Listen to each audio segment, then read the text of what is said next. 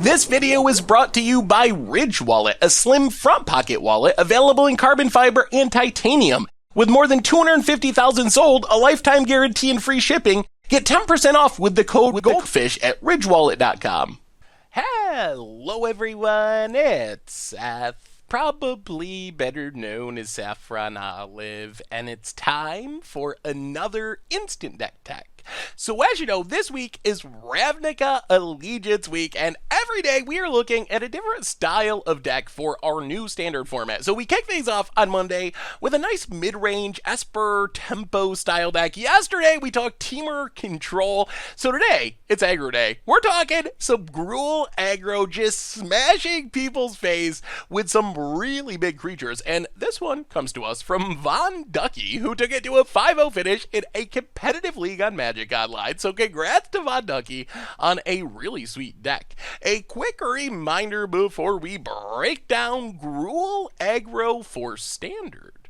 If you enjoy this deck and you want to see it made into videos, take a minute, click the like button, the subscribe button, leave a comment, anything you can do to support your deck, because whichever deck is most popular gets a shot at being made into videos next week. So Gruul Aggro, probably the biggest reason to play this deck is Rhythm of the Wild, which is just an absurdly powerful 3-mana enchantment. So not only does this give our deck a way to fight through control decks by making all of our creatures uncounterable, but all of our creatures have Riot, which means they either come down with haste, which is really scary when you consider how big our creatures are. They're creatures that are kind of fair because they don't have haste and you can kill them before they attack you, but with Rhythm out, we're just fireballing in all these massive threats, plus we can just make our creatures even bigger, and more importantly, Riot stack. So if we have 2 Rhythm of the Wilds, we get to make our creatures bigger, and they're always uncounterable, and we can still give them haste to get in even more damage. So Rhythm of the Wild, kind of the centerpiece of this deck. The rest of the deck, we're pretty much looking to curve out with green and red creatures. So in the 1-drop slot, we start off with Land of War Elves, our least scary creature in terms of attacking,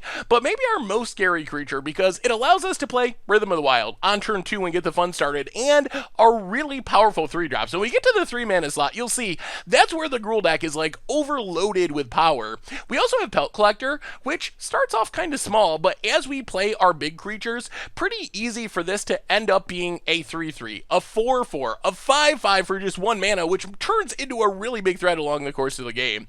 So that's the 1-drop slot. The 2-drop slot, we kind of have a combo with Growth Chamber Guardian. Growth Chamber Guardian, this card is pretty busted. I slept on it a little bit during spoiler season. It looks a little bit like a Squadron Hawk, but it's a 4-4 Squadron Hawk, and it's insane with Rhythm of the Wild. So Growth Chamber Guardian, a 2-mana 2-2, just a Grizzly Bear, but you can pay 3 and adapt it 2 to make it into a 4-4. More importantly, whenever 1 or more counters are put on it, you can tutor for a Growth Chamber Guardian from your library, put it in your hand.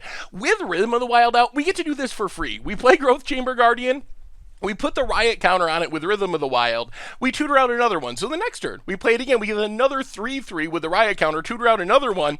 So it's a way we could just get a ton of free, weird card advantage. Plus, we can just do it fairly and play it, adapt it, make it into a 4-4, tutor out another one, do it again. Just an endless stream of really odd Gruul card advantage. Then Cruel Harpooner, it's a pretty good on-curve creature in its own right. A 3-2 for 2 isn't bad. If we can make it bigger with Rhythm of the Wild, that's even better. But this gives us an answer to things like Lyra, some of the powerful angels, Niv Mizzets, big flyers that are floating around. Then we have the 3-mana slot, and this is a slot that makes the deck so frightening. So remember, we got Land of War Elves, so we can start playing our 3-drops on turn 2 fairly consistently.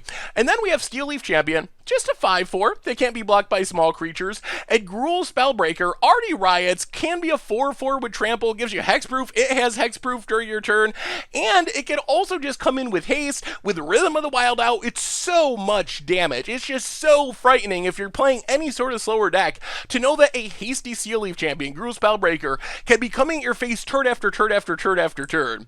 And then at the top end of our curve, it doesn't get any easier. Nullhide Ferox, massive Hexproof. Hopefully we get it down after our Rhythm of the Wild. Wild, and then we just smash in for this massive amount of damage.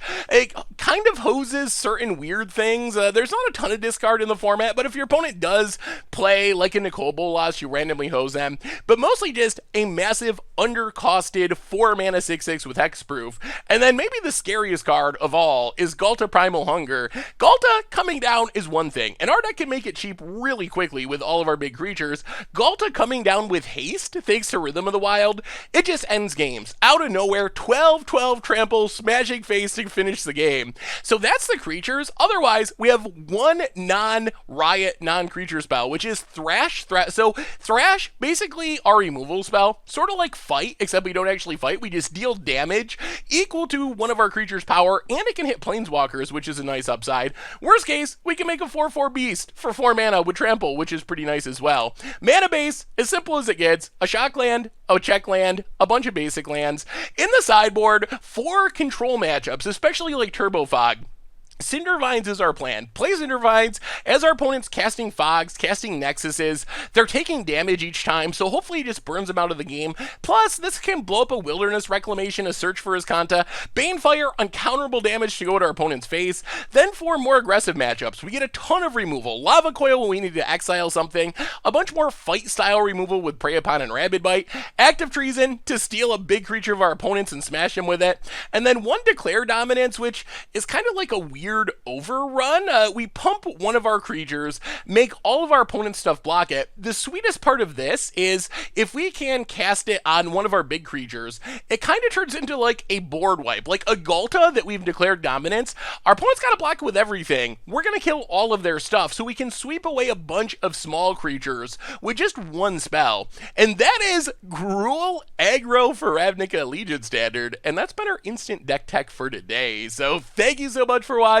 I hope you enjoyed the video, and I will talk to you soon. Thanks for watching the video. If you enjoyed it, help us out by clicking that like button down below. And to keep up on all the latest and greatest, click that subscribe button. And don't forget to hit that bell icon to get alerts whenever we have new videos. And if you want to, check out some of our other sweet videos here and here.